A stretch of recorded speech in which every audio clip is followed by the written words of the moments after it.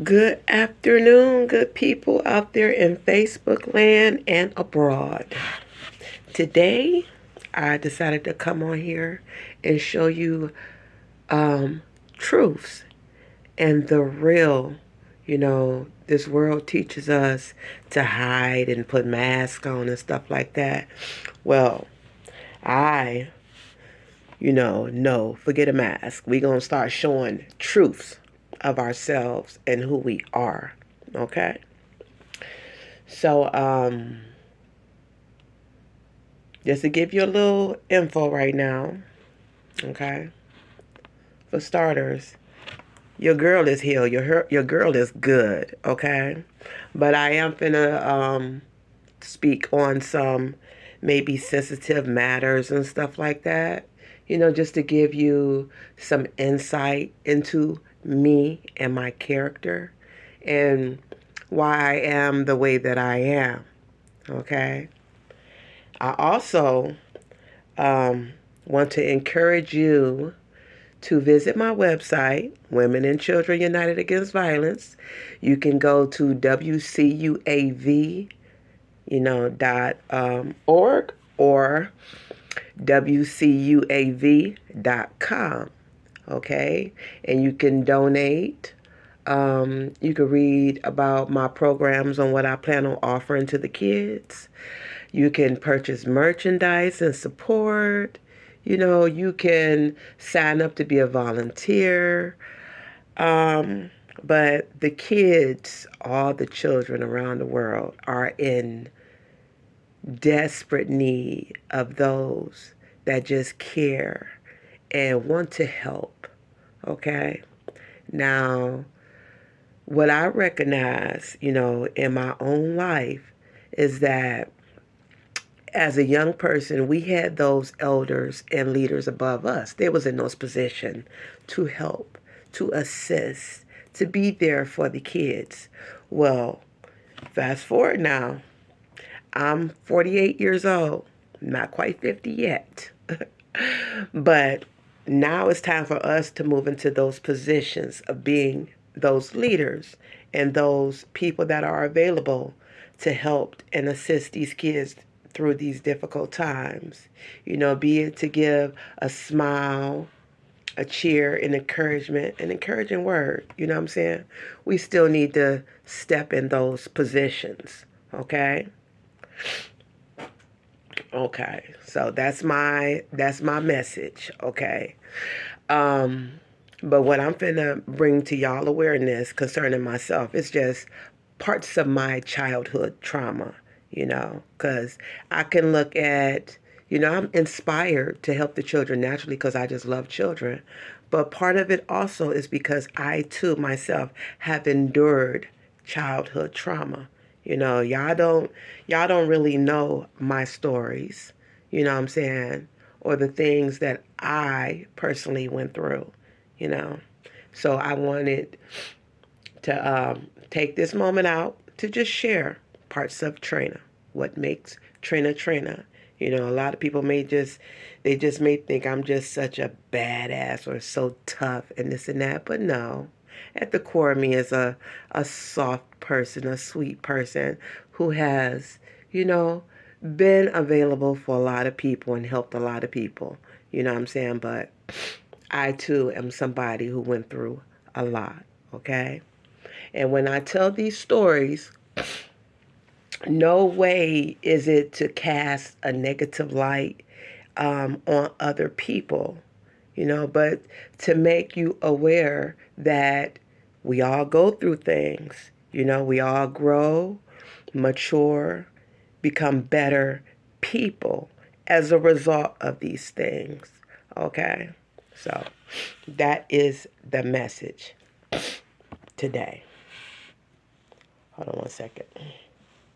Okay. First, I want to make you aware that um, at three years old, at 3 years and 5 months, I was in a shootout as a little kid because the police came to arrest my dad. So that's my earliest um, experience to trauma.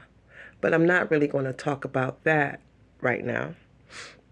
I'm going to talk about some of the other stuff, and why it's important um, to be here for the children. At 9 years old, as a little girl, sweet little girl, I've always been in tune to God, okay? God was my imaginary friend, okay? But I've always been in tune. I've always been good. I've always been a helper, all those type of things. Well, my mother, she worked. She had a boyfriend in the house, but and he was a drug addict, by the way. My mother, when she got home, she didn't normally come straight home, so the kids was in the house by themselves. My mother would sit with her mom house, maybe diffusing just from all the weight of everything that was on her shoulders. Okay, so when I tell this story, I just want y'all to know it's not, because me and my mother, we talk about this all the time. And my mother is the one that encourages me. She says, Trina, share your story. Tell your story. You know what I'm saying? So that's the reason and the motivation behind telling this story. Okay? So at the age of 9 years old, or we're going to go back a little bit before that. Okay? As a little person, I was molested. Okay? I was molested by both of my mother's boyfriends, Preston as well as Lamont. Okay? Now, let me jump to 9 years old just to tell this story. So, because I was molested as a little kid, though, I was a chronic masturbator. I was not um, necessarily touching other people, but touching myself. Okay? That was a me issue. You know what I'm saying? Um, and I was disciplined or spanked because of it, but nobody ever really pinned the reasons why this behavior was happening. Most kids, period, when they come out of potty training and those pampers are removed, they have a curiosity just of knowing you know those parts of their body, you know what I'm saying? And and they touch, they don't really know the difference in right or wrong, okay? But that's just a little bit of background that I'm giving you right now. Well, anyway, at 9 years old, um, a couple of months before this incident, my grandmother and my uncles were able to get me and my brother to go visit my father in a federal prison. And I was just so happy and glad that that was able to take place. So that's a little bit, making you aware of what happened. So I got to see my dad. Well, so after this moment, you're back to life and you're going to school and you're doing all of those things. Um, I hadn't seen my aunt Jackie, um, in a minute because she had just given birth to her son. So she was at a distance. My auntie Jackie, she she was always active in our lives as kids. She's a wonderful auntie. But at the age of 9 years old, I was in the house and I was doing my homework. My brother, he was playing doctor with my little sister. Okay. He had went underneath my mother's mattress and he found her boyfriend's kit. Now, as a child, we didn't really know what that kit really was. You know what I'm saying? But that was his little heroin pack, okay, that he had tucked underneath my mother's mattress, and she wasn't even aware of that. Well, anyway, my brother thought that he was going to give my little sister a shot with these needles. You know what I'm saying? And I told him, put that back. You know what I'm saying? So he put it back. But what he did was grab a pair of scissors. He got some scissors and he snipped a little piece of her butt cheek.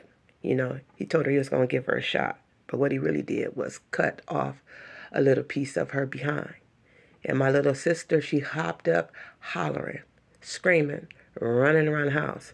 I was sprawled out on the floor and I was doing my homework. And then I seen that happen, so I got up and I went to go assist my sister. And my sister, she was screaming. She said, Renzo cut my booty. You know what I'm saying? So as a little kid, kids don't know no better. I don't really know how to treat it. Renzo took off running out the door, ran around the corner to my grandmother's house, where my mom was at. So I, got to looking for a Band-Aid, and to catch my little sister because she was hopping and running all over the house. Okay. So Renzo then ran to go get my mom, but rather than telling her the truth of what just happened, he said, Ma, Trina, Lulu, um, she bleeding out her butt. You know what I'm saying? Stuff like that. So, but the way that he portrayed the story, he made it seem like as if I had hurt her.